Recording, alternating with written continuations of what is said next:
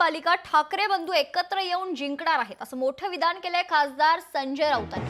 ठाणे, कल्याण, डोंबिवली, नाशिकमध्येही एकत्र लढू, मराठी माणसाची वज्रमुठ कोणी तोडू शकत नाही असं देखील राऊत म्हणतायत। महाराष्ट्र मराठी एकजुटीसाठी ठाकरे बंधूंनी तलवार उपसली असं वक्तव्य देखील संजय राऊत यांनी दिलं।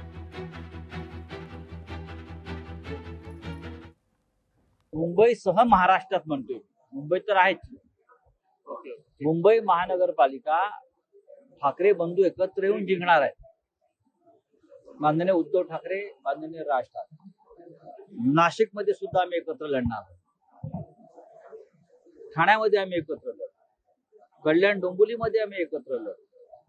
अशा अनेक महानगरपालिका आहेत मुंबईसह, जिथे आमची एकमेकांशी चर्चा सुरू आहे। आणि माननीय उद्धव ठाकरे आणि माननीय राज ठाकरे यांची ताकद ही मराठी माणसाच्या एकजुटीची ताकद आणि ती राहणार। ओतावळा नवरा गुडघ्याला बाशिंग, तसं संजय राऊत अधिकृत त्यांना केलंय का?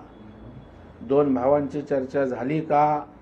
पक्ष एकत्र येण्याचं ठरलंय का संजय राऊत हवेत गोळीबार करतायत? परंतु हा त्यांचा विषय आहे। अजून मला वाटतं घोडा मैदान खूप लांब आहे, परंतु संजय राऊतांना वारंवार त्या ठिकाणी ठोकवावं लागतंय, त्यांना कोणता बळकट करावा लागतोय, म्हणून आम्ही एकत्र येणार आहोत, आम्ही एकत्र येणार आहोत अशा प्रकारचा जयघोष 20 वर्ष त्यांना राज ठाकरे साहेब आणि मनसे आठवली नाही, आता त्यांना ते आठवायला लागलंय। एवढी हतबलता संजय राऊत किंवा उबाटाची कधीच महाराष्ट्रानं पाहिलेली नाही।